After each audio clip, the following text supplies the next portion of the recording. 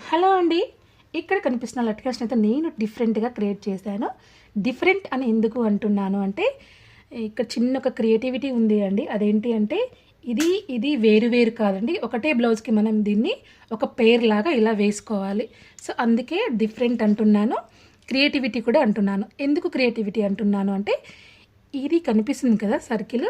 ఈ సర్కిల్‌ని అయితే నేను దీన్ని యూజ్ చేసి అయితే రెడీ చేసుకున్నాను అండి. సో ఇది ఒక బక్రము, అదేవిధంగా ఇది వచ్చేసి ఇంకొక బక్రం అనమాట. రెండు వైపులా బక్రాన్ని యూజ్ చేసి నేను ఇలా క్లాత్ తోటైతే డిజైన్ చేసుకున్నాను. మరి ఇక్కడ కనిపిస్తుంది కదా సర్కిల్, దాన్నైతే నేను దీంతోటైతే గీసుకోవడం జరిగింది. సో ఇక్కడ బక్రంలో ఉండే ప్లేస్ ఉంది కదా సర్కిల్ ప్లేస్, అది ఇది అండి. సో ఏదైతే ఇక్కడ బక్రం కట్ చేశానో ఆ బక్రంని ఇక్కడ యూజ్ చేసి క్లాత్ తోటైతే నేను ఇలా లట్కన్ అయితే రెడీ చేశాను. ఈ రెండు కలిపి ఒక పెయిర్ అన్నమాట. సో మనం బ్యాక్ సైడ్ ఇలా వేసుకున్నట్లయితే చాలా బాగుంటుందండి. అంటే ఇదే లట్కన్ని మళ్ళీ ఇక్కడ రెడీ చేసే బదులు ఏదైతే ఇక్కడ మనం కట్ చేసామో ఆ సర్కిల్ని ఇక్కడ యూజ్ చేయడం వల్ల ఈ రెండు కలిపి మనకు ఒక పెయిర్ లాగా ఉంటాయన్నమాట. బ్యాక్ సైడ్ ఇలా చూసినట్లయితే మనకి ఒక పెయిర్ లాగా అనిపిస్తుంది.